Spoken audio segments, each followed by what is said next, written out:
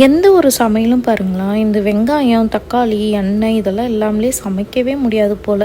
இன்றைக்கி எங்கள் வீட்டில் வந்து பார்த்திங்கன்னா தடபுடலான சமையல் தான்.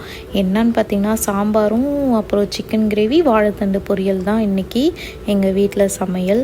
இந்த முருங்கைக்காலாம் வந்து பார்த்திங்கன்னா இங்கே ஃப்ரோசன் தான் கிடைக்கும். இதுவே நான் இந்தியாவில் இருந்தேன்னா எங்கள் வீட்டுக்கு பின்னாடியே வந்து முருங்கைக்காய் மரம் இருக்கும், ஃப்ரெஷ்ஷாக இருக்கும். எங்கள் அம்மா போய் பக்கத்து வீட்டில் கேட்பாங்க, அவங்க முருங்கைக்காய் பறித்து கொடுத்துருவாங்க. ஸோ எங்கள் அம்மா ஃப்ரெஷ்ஷாக வைப்பாங்க. ஆனால் இங்கெல்லாம் வந்து ஃப்ரோசன் முருங்கைக்காய் தானே, இருக்கிறத வச்சு தான் நம்மளால் சமைக்க முடியும். அதுக்காக நம்ம இந்தியாவிலேயா போய் முருங்கைக்காய் வாங்கிட்டு வர முடியும்? இந்த முருங்கைக்காய் கூட கத்திரிக்காய் யார் போடணும்னு சொன்னாங்களே தெரில. இது ரெண்டும் கூடியே தான் வர மாட்டேங்குது. முருங்கைக்காவும் கத்திரிக்காயும் போட்டு சாம்பார் வச்சுட்டு வாழைத்தண்டு பொரியலும் வச்சுட்டு கமன்னு பார்த்திங்கன்னா சிக்கன் கிரேவி செம்மையாக வந்தது. நைட்டு சப்பாத்திக்கும் வச்சு சாப்பிட்டாச்சு. ஸோ இன்றைக்கி சாம்பார், சிக்கன் கிரேவி, வாழைத்தண்டு பொரியல், அப்பளம், அவ்வளோதான் இன்றைக்கி வீடியோ. Okay, by.